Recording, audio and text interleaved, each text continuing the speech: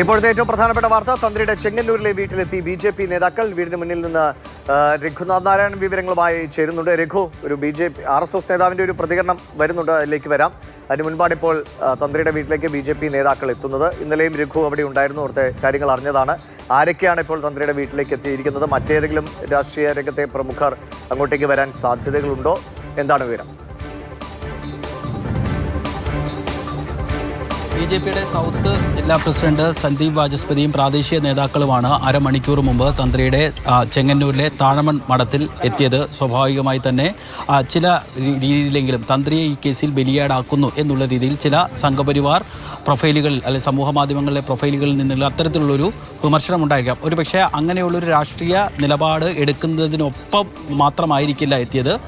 സ്വാഭാവികമായിട്ട് തന്നെ ചെങ്ങന്നൂരൊക്കെ കേന്ദ്രീകരിച്ച് രാഷ്ട്രീയ പ്രവർത്തനം നടത്തുന്ന ആളാണ് സന്ദീപ് വാചസ്പതി. കുടുംബവുമൊക്കെ ആയിട്ട് അടുത്ത ബന്ധം ഇവിടുത്തെ രാഷ്ട്രീയ നേതാക്കൾക്കൊക്കെ ഉണ്ടാകും. അതിൻ്റെ ഭാഗമായി ഒരു പക്ഷേ കുടുംബത്തെ ആശ്വസിപ്പിക്കാൻ വേണ്ടി എത്തിയതായിരിക്കാം. കാരണം വലിയ ഞെട്ടലിലായിരുന്നു ഈ കുടുംബം ഇന്നലെ വൈകുന്നേരം ഉണ്ടായിരുന്നത്. രാവിലെ തന്ത്രിയെ ഫോണിൽ വിളിക്കുകയും തിരുവനന്തപുരത്തേക്ക് എത്തണം, മൊഴിയിൽ ഒപ്പിടാൻ വേണ്ടിയാണ് വിളിക്കുന്നത് എന്നുള്ളതായിരുന്നു ഉദ്യോഗസ്ഥർ പറഞ്ഞത് എന്നുള്ളതാണ് ഇവിടെ നിന്നുള്ള അദ്ദേഹത്തിൻ്റെ കുടുംബാംഗങ്ങൾ പറഞ്ഞത്. മറിച്ച് ഏതെങ്കിലും രീതിയിലുള്ള അറസ്റ്റോ മറ്റോ ഉണ്ടാകുമെന്നുള്ള ഒരു സൂചനയും ആ ഘട്ടത്തിൽ SIT ഉദ്യോഗസ്ഥർ നൽകിയിരുന്നില്ല. അങ്ങനെ ഏതെങ്കിലും രീതിയിൽ അറസ്റ്റോ മറ്റോ ഉണ്ടാകുമെന്നുള്ളൊരു സൂചന ഉണ്ടായിരുന്നെങ്കിൽ അഭിഭാഷകരൊക്കെയായി സംസാരിച്ചതിന് ശേഷം മാത്രമേ അദ്ദേഹം അവിടേക്ക് എത്തുകയായിരുന്നുള്ളൂ. കാരണം ഒരു ഘട്ടത്തിലും ഈ കേസിൽ അറസ്റ്റിലാകും എന്നുള്ളൊരു, അദ്ദേഹത്തെ പ്രതി ചേർത്ത് അറസ്റ്റ് ചെയ്യും എന്നുള്ളൊരു വിദൂര ചിന്ത പോലും കുടുംബത്തിന് ഉണ്ടായിരുന്നില്ല. പക്ഷേ ഉണ്ണികൃഷ്ണൻ പോറ്റിയുമായി സാമ്പത്തിക ഇടപാടുകൾ നടത്തിയതിൻ്റെ രേഖകൾ അന്വേഷണ സംഘത്തിൻ്റെ പക്കലുണ്ട് എന്ന് മാത്രവുമല്ല, ഉണ്ണികൃഷ്ണൻ പോറ്റിയെ അറിയാമെന്ന് തന്ത്രി പരസ്യമായി മാധ്യമങ്ങളോട് ഒരു ഘട്ടത്തിൽ സമ്മതിച്ചതുമാണ്.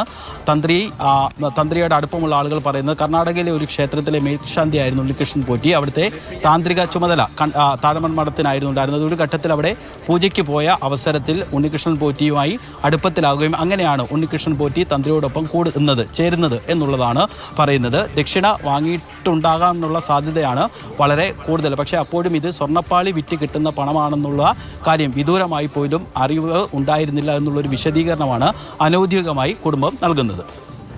ശരി, രഘുനാഥ് നാരായണനാണ് വിവരങ്ങൾ നൽകിയത്. BJP നേതാക്കൾ സന്ദീപ് വാചസ്പതി അടക്കമുള്ള ജില്ലയിലെ നേതാക്കൾ തന്ത്രിയുടെ വീട്ടിലെത്തിയവരെ കാണുന്നുവെന്നതാണ് ഇപ്പോൾ ഒപ്പം സൂചിപ്പിച്ച കാര്യം. ഇന്നലെ ഇങ്ങനൊരു മൊഴിയിൽ ഒപ്പ് രേഖപ്പെടുത്താൻ വേണ്ടി വിളിക്കുന്നു എന്ന നിലയ്ക്കാണ് SITയുടെ ഭാഗത്തുനിന്ന് വിളിവന്നത്. അതുകൊണ്ട് മറ്റു രീതിയിൽ അഭിഭാഷകനെ കാണുകയോ നിയമപരമായ മറ്റു കാര്യങ്ങളിലേക്കോ പോവുകയോ ചെയ്തിട്ടില്ല. അപ്രതീക്ഷിതമായിരുന്നു ഈ അറസ്റ്റ് എന്നതാണ്.